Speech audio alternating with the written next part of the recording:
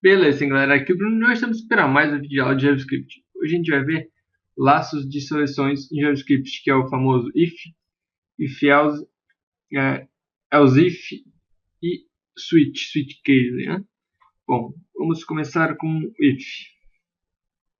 Para quem está trabalhando com alguma outra linguagem, isso que vai ser fácil, o que vai mudar provavelmente vai ser a sintaxe.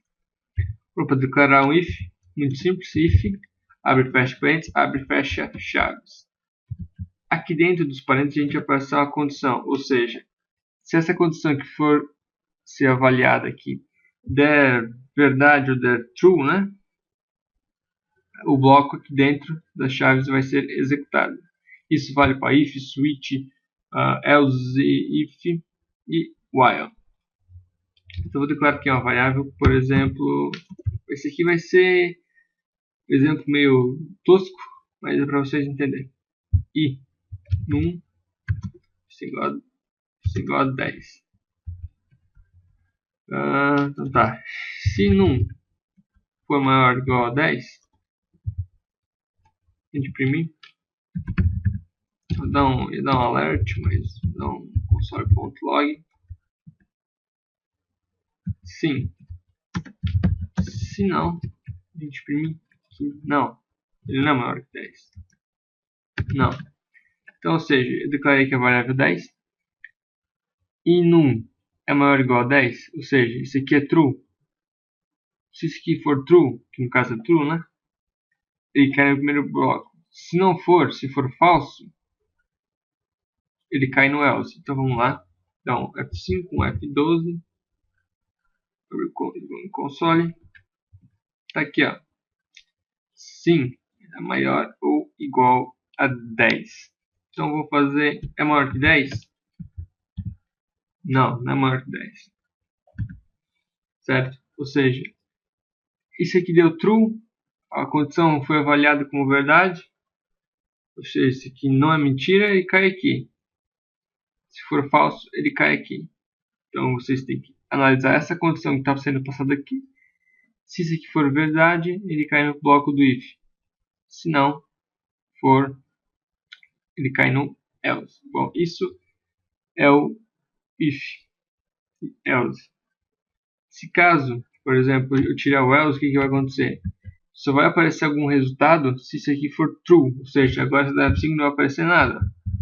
Se eu botar aqui um igual, vai aparecer sim. Ou botar um 11, que vai ser maior que 10, vai aparecer sim também. Então pode ser até o if sem o else, mas não pode ter o else sem o if. E existe ainda o else if, por exemplo.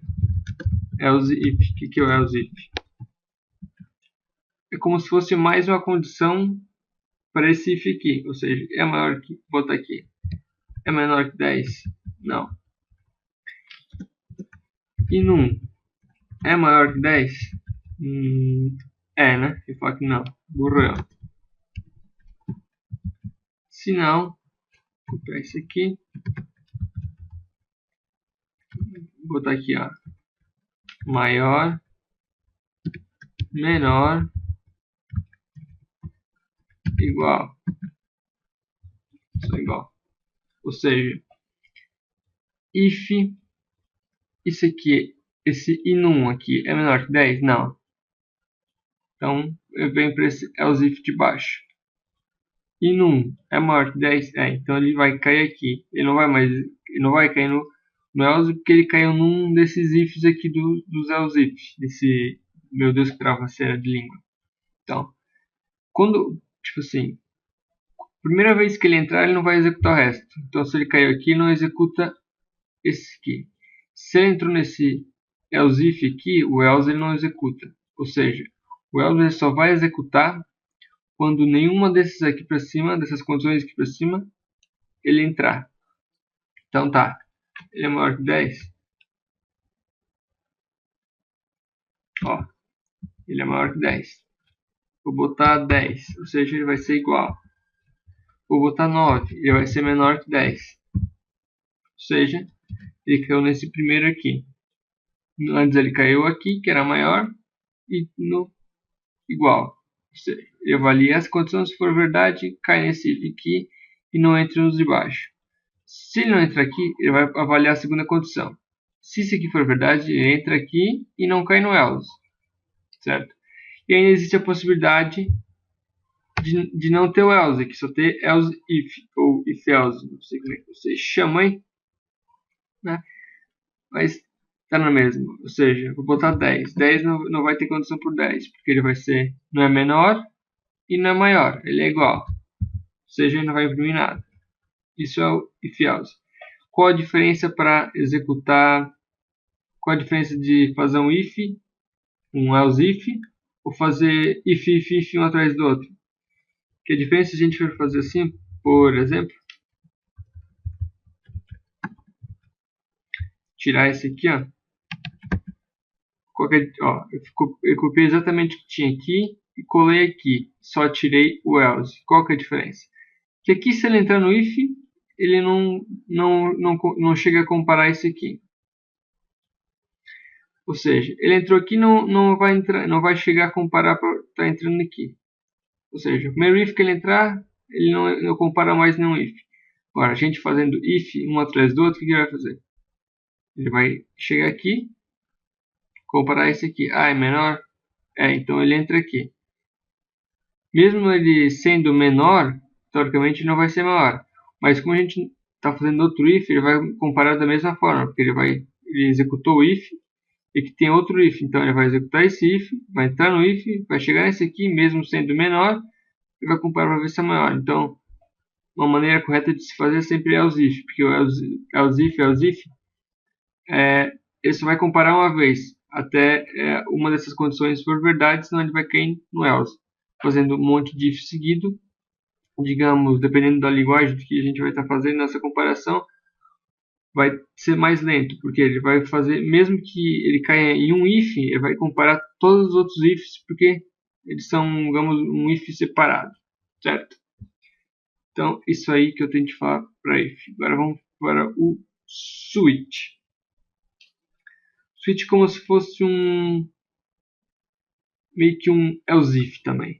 Então, switch, opa, abre e fecha chaves, e aqui dentro a gente vai botar nossas condições, que vai ser separadas por case, e cada condição vai ser assim, por exemplo, switch, que a gente passa a nossa variável, case for 1, executa algum comando. Eu vou explicar para vocês o que é esse break que eu botei. Por que eu estou fazendo isso? Botar 1, pá, botar 1, 2, 4. Meu Deus, 2, 4, tá. Ou seja, o que o switch vai fazer? Ele vai pegar a variável e num vai comparar case, caso for 1, caso for 2, caso for 3. Esse caso 1, 2, 3, 4, 5 aqui, esse aqui eu botei, mas isso aqui vai ser a condição que vocês vão estar colocando aqui. Por exemplo, caso for 100, caso for A, caso for não sei o que, isso aqui vai ser a condição. O porquê do break.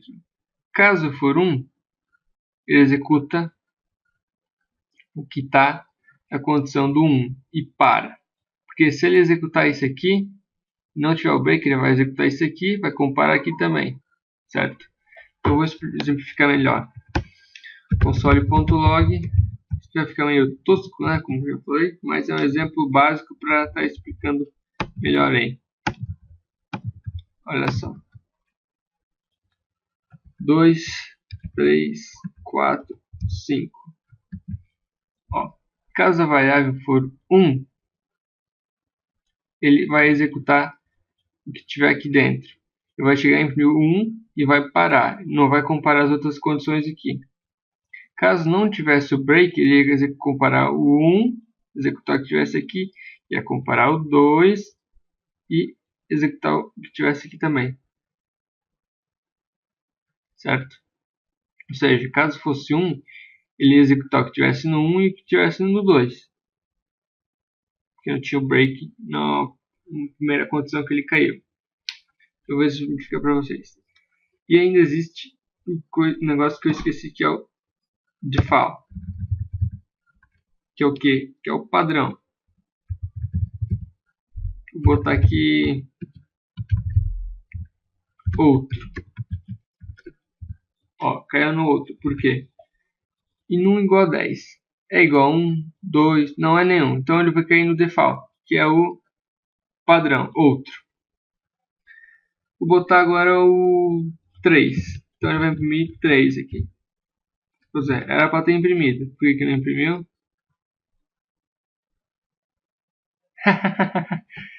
Ai, tem que rir das minhas... Meu Deus, eu sou um cavalo, vai. Olha o que eu fiz. Eu dei um break e botei o console perdido no além. Isso acontece com as melhores famílias. Se quiser dar um nojo disso, tô lá programando assim, tudo funcionando perfeitamente, tipo agora, aí não funciona, é um erro tosco disso aí, tu não descobre o que é. Ou às vezes tá uma letrinha, uma letra minúscula, uma minúscula que tá te fudendo e tu não sabe o que é. Beleza, agora deu certo, né? E no igual a 3, imprimiu 3 e parou. Por exemplo, se eu tivesse casos semelhantes, onde o 3 teria que executar um comando do 3 especificamente e mais o 4. Ou tipo, o 3 e o 4 tem comandos semelhantes, mas o 3 tem o do 4 junto e o do 3, que é só dele. Então o que a gente faz? A gente iria tirar o break, que eu falei para vocês que é para parar a condição. Ou seja, ele vai chegar aqui no 3, vai executar o console.log e vai executar o do 4 junto, porque não tem um break na condição que ele caiu. Então ele vai imprimir 3 e 4. Olha só, ele chegou aqui, é igual a 3, sim, imprime. Como não tem um break, ele chegou aqui, imprimiu e parou porque tinha um break no 4. Certo, pessoal? Então, é isso que eu tenho que passar para vocês de laços de soluções de JavaScript. Qualquer dúvida, deixe na descrição do vídeo e espero que vocês tenham gostado. Valeu e até a próxima.